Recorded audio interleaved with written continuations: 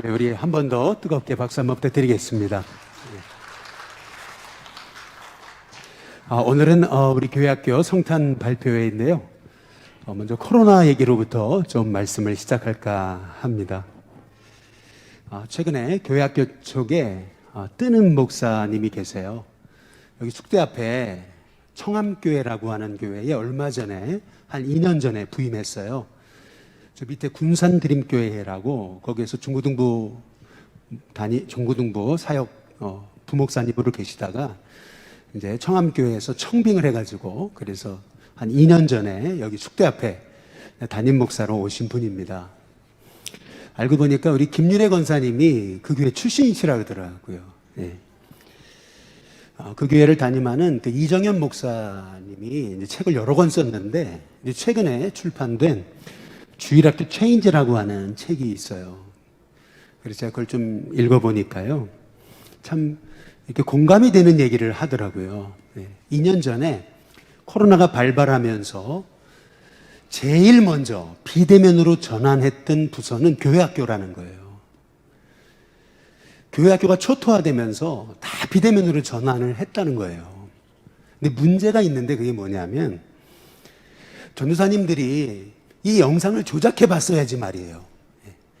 근데 유례없는 시기가 오고 다 비대면으로 전환하면서 어느덧 목회자는 소위 영상 제작자, 소위 교회학교 영상 송출하는 PD가 됐다는 거예요. 근데 문제는 뭐냐면은 전사님들이 그걸 만드는 걸 배우질 않았어요.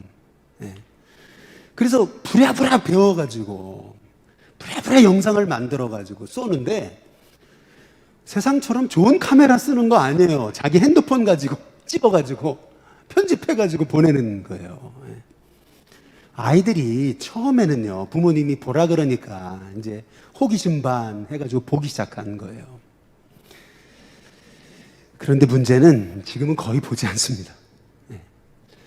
얼마 전에 교회학교 통계를 냈는데요. 애들한테 영상에 대해서, 교회학교 영상, 교회에서 쏘는 영상에 대해서 설문조사를 냈는데 아이들 중에 70%가 보기 싫다는 거예요. 70%가. 아니, 그러면 그런 얘기 하죠. 요즘 애들 영상 세대 아니냐고. 여러분, 그런데 애들은 보고 싶은 것만 보는 겁니다. 억지로 이거 봐라 해가지고 억지로는 보는 거예요. 그런데 보기 싫은 거예요. 그러면서 교회 학교는 대면도 무너지고 비대면도 무너진 거예요. 초토화된 겁니다. 그야말로. 제가 여기 원치 않았는데 제가 여기 서울시 중구 교구협의회에 목회자들이 많으시거든요. 근데 거기에 제가 총무가 됐어요. 그래서 지난 목요일 날 모임이 있어가지고 이제 모임에 갔었습니다. 뭐 요새는 식사를 해도 4명밖에 못 모이잖아요. 그래서 저희 아내랑 이제 회장 목사님 부부랑 같이 이렇게 식사를 했어요. 근데 이 회장 목사님은 신당동 쪽에 1000명 모이는 교회 담임 목사님이세요. 1000명 모이는 교회 담임 목사님인데 저보다 한 7살이 많으시더라고요. 근데 그 교회에 온 지 20년 됐대요. 장로교인데. 근데 그분이 저한테 하는 말이 그래요. 목사님네 교회는 교회학교 어떠세요? 모이십니까? 이렇게 물어보더라고요. 제가 순간 뭘 잘못 들었나? 당연히 모이지. 대답을 못했어요. 그랬더니 그 목사님이 하는 말이 그래요. 우리는 못 모일 것 같다고. 무슨 말이냐면요. 신당동입니다, 거기가. 그런데 최근에 몇 년 사이에 아파트 값이 올라가면서 그 1000명 모이는 교회도 젊은 세대가 다 떠났대요. 다 이사 갔대요. 여기 경기권으로. 그러면서 그분 얘기가 그래요. 애들이 안 모인대요. 초토화됐대요. 1000명 모이는 교회입니다. 부목사님이 4명이나 있는 교회입니다.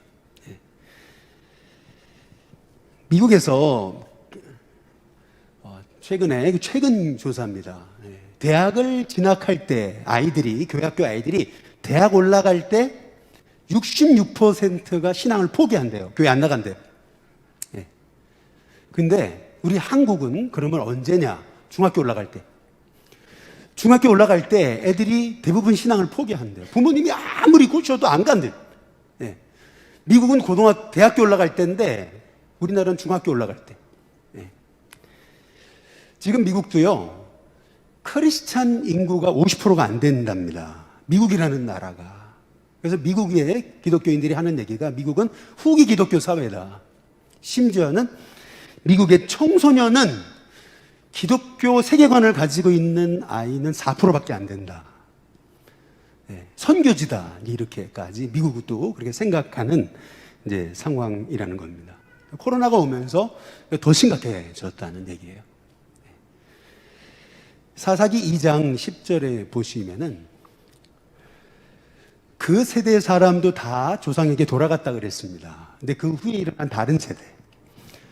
여기서 중요한 말은 여러분 많이 들어보셨겠지만은 다음 세대가 아닙니다. 이제는 다른 세대입니다. 왜 다른 세대, 왜 다음 세대가 아니고 다른 세대냐면 일단 여호와를 몰라요. 하나님을 모릅니다. 그리고 하나님께서 그들을 위해 행하신 일도 몰라요. 다음 세대 아닙니다. 다른 세대입니다. 전혀 예수님이 누군지 모릅니다. 기독교 세계관이 없습니다. 예. 다시 말하면 지금은 굉장히 우리는 한국교회 위기가 아닙니다. 이거는 한국교회 위기가 아니고요. 한국교회를 진단하는 많은 목회자들이 하는 얘기는 한국교회 위기가 아니에요. 지금은요. 침체기예요. 한국교회는. 예. 지금 위기를 넘어갔어요. 이제는. 침체기에 들어섰어요. 다시 말하면 지금이야말로 우리에게 마리아의 순종 같은 순종이 필요한 시기가 됐다. 그렇게 생각하는 거예요. 아무리 선지자를 보냈어요. 예레미야를 보내고 그리고 에스겔을 보내고 말라기를 보내고 아무리 보내도 깨닫지를 못하잖아요. 그러니까 하나님의 최후 선택, 그것이 뭐냐면 예수님을 보낸 거거든요. 그런데 예수님을 보내셔야 되는데 문제는 그 예수님을 잉태해서 낳을 여성이 필요했던 거잖아요. 하나님의 뜻을 이룰 도구가 필요했던 거예요. 도구가. 네. 마찬가지죠. 지금도 하나님이 이 코로나 시기, 어려운 시기, 빅체인지 한국교회라고 하는 최윤식 박사라는 분이 쓴 책이 있습니다. 이 최윤식 박사는 누구냐면 한국 기독교의 최초의 미래학자예요. 근데 이분은 교회에서만 알아주는 게 아니에요. 사회에서도 유일한 미래학자예요. 사랑의 교회 부목사님 출신인데 이분은 독특한 길을 걸었어요. 미국 가서 미래학을 전공했어요. 그래가지고 지금은 삼성, LG 이런 데 가서 강의하는 분입니다.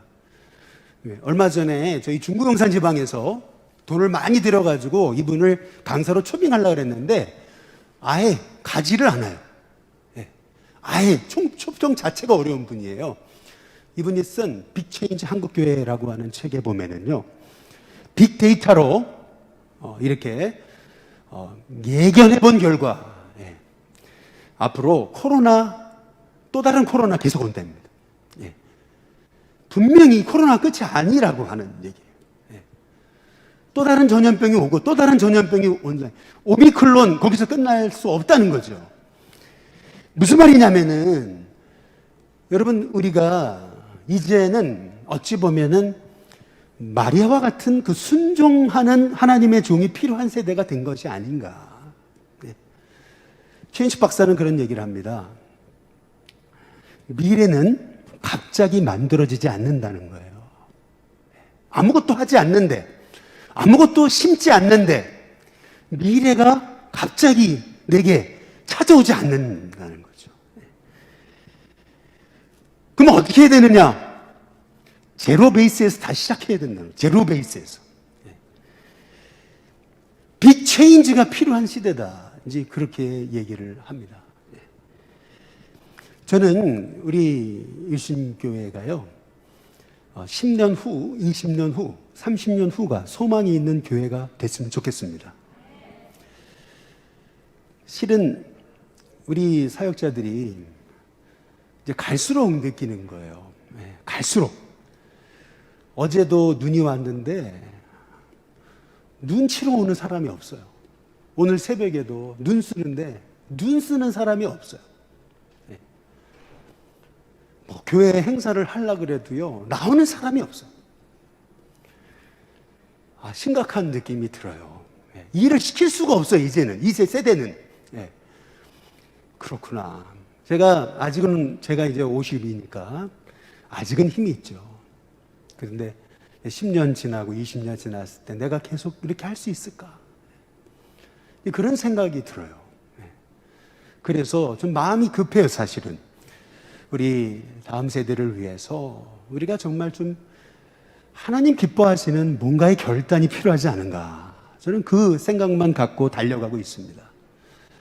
마리아와 같은 순종이 없이는 예수님이 오시지 못합니다. 처녀가 동정녀의 몸으로 전혀 자기 남편이 아닌 다른 방법을 통해 아이를 가졌다는 얘기는 당시 문화에서 죽음을 각오하는 결단이었죠. 그러나 그럼에도 불구하고 주의 말씀은 능치 못함이 없느니라 라고 하시는 그 천사의 음성을 듣고 맞습니다. 말씀대로 제게 이루어지게 하옵소서. 다시 말하면 내가 주님의 뜻을 이루는 주님의 종이 되기 원하신다면 제 생명도 드립니다. 어찌 보면 죽음을 위해 결단하는 마리아가 있었기에 예수님이 오신 거거든요. 아무리 하나님이 계획을 갖고 계시면 뭐합니까? 순종하는 사람이 있어야죠. 마찬가지죠. 하나님이 우리 일순교회를 통해서 아무리 새 일을 행하고 싶으셔도 내가 여기 있으면 나를 써달라고 결단하지 않는다면 하나님의 그 새 일, 미래는 일어나지 않습니다. 꿈만 꾸는 개꿈으로 끝나고 남이 잘 되는 거 보고 침만 흘리다 끝나는 거고 나중에 내가 왜 이렇게 못했을까? 한탄하고 절망하고 다음 세대가 나중에 부모님은 뭐 하셨냐고 도대체. 여러분 그 얘기밖에 들을 건 없어요. 사실은 우리가 마리아와 같은 그러한 믿음의 순종으로 저는 결단할 때가 되지 않았나라는 생각을 가지면서 오늘 이 성탄 발표회가 그런 어떤 변화의 출발점이 됐으면 좋겠고요. 말씀대로 내게 이루어지이다. 이 고백이 있는 우리 모든 일신의 성도님들 다 되시기를 주님의 이름으로 축복합니다.